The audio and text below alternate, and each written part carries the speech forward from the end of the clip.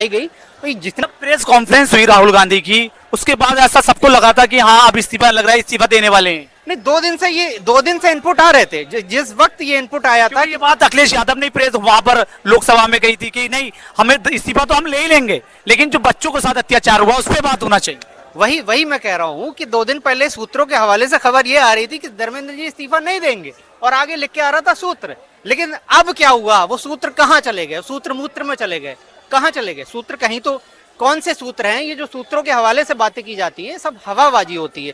ये बच्चों का टेम्पर चेक करने का एक तरीका था, जहां उन्होंने लिख दिया कि आगे सूत्र।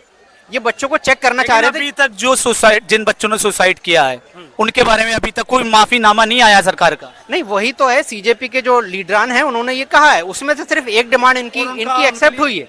अभी 3 डिमांड बाकी हैं, जिसमें आपका मुआवजे की बात करी गई, मुआवजे की बात की गई है और बच्चों के ऊपर जो ब्रूटल लाठीचार्ज की गई है, पुलिस की तरफ से एक माफीनामे की मांग की गई है। दूसरी, क्या होता है कि एक प्रोटेस्ट के खत्म होने के बाद पुलिस का क्रैकडाउन शुरू हो जाता है। ये हमने एनआरसी सीए के टाइम भी देखा, जामिया और इससे सटे इलाकों में और उत्तर प्रदेश के तमाम इलाकों में जहां जहां प्रदर्शन हो रहे थे, उसके बाद जो प्रदर्शनकारी है उनके खिलाफ एक्शन हुआ, क्योंकि इन्होंने बच्चों के नाम लिखे हैं जहां जहां घेर पुलिस ने रोक रही थी और उनके एड्रेस, नाम, पता, मोबाइल नंबर पूछ रही थी। अभी कल ही की बात है, मेरे 2-3 दोस्तों को पुलिस ने मेट्रो स्टेशन के आसपास भी देखा। हाँ, जामिया मेट्रो के स्टेशन के आसपास की बात है कि वहां पर पुलिस जो है बच्चों को रोक के उनका नाम नोट करके और उनको जाने दे रही है। उससे होगा क्या?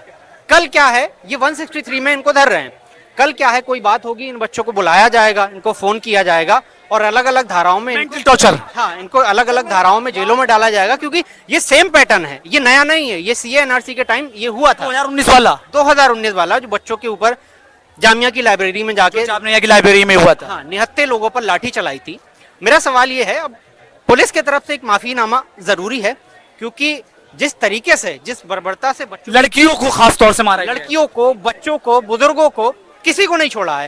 पहली ऐसी जगह है जहां पुलिस ने इक्वालिटी दिखाई है, किसी को नहीं बख्शा है। हालांकि ये किसी इक्वालिटी में बिलीफ नहीं करते, जो आरएसएस के लोग हैं वो इक्वालिटी में बिलीफ नहीं, बिना वर्दी के भी थे और लठले हुए थे। हाँ, उन्होंने यहाँ, ये एक ऐसा प्लेटफॉर्म है जहां उन्होंने इक्वालिटी दिखाई है, सबको एक डंडे से हाँका है। उन्होंने ना बच्चे देखे, ना बूढ़ा देखा, ना मर्द देखा, ना औरत देखा, इक्वली सबको उन्होंने लाठीचार्ज किया और ब्रूटली लाठीचार्ज किया। हालांकि इनके ऊपर सवाल नहीं था, ये चाहते तो धीरे से भी लाठी चला सकते थे, क्योंकि इनके ऊपर सवाल नहीं है।